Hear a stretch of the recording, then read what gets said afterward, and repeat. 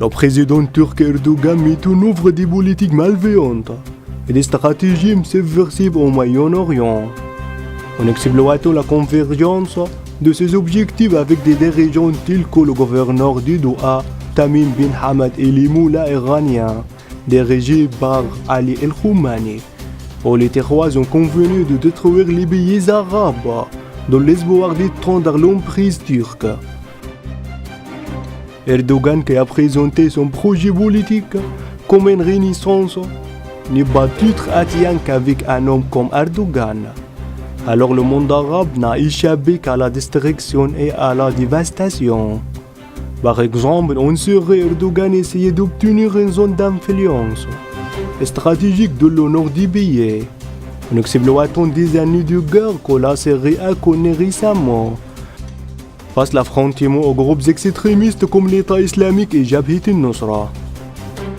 Les ambitions d'Erdogan ne s'arrêtent pas aux frontières de la Syrie, mais se propagent au Soudan, dans la tentative de concurrence l'influence égyptienne et l'expansion saoudienne sur le continent, à travers le contrôle de l'île soudanaise de Sawakin, afin de s'embarrer de la clé de la sécurité nationale arabe.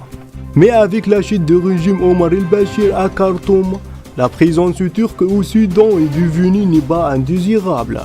Et les autorités au pouvoir à Khartoum ont décidé aujourd'hui d'expulser Erdogan de l'île stratégique. En plus du Soudan, Erdogan attendait de jeter des ponts avec l'Éthiopie et de contribuer à la construction des barrages dans ce pays, afin de restaurer les relations avec les autorités égyptiennes. Mais il a également échoué là-bas. Addis Ababa n'ayant pas été en mesure de subvenir aux besoins financiers des barrages, ce qui l'a obligé à interrompre sa construction et son plan malveillant.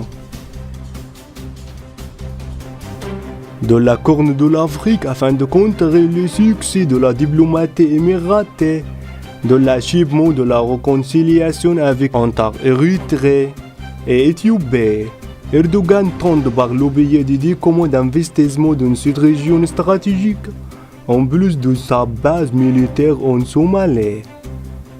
Mais il fait toujours face aux nombreux obstacles, ce qui empêche son expansion dans cette région.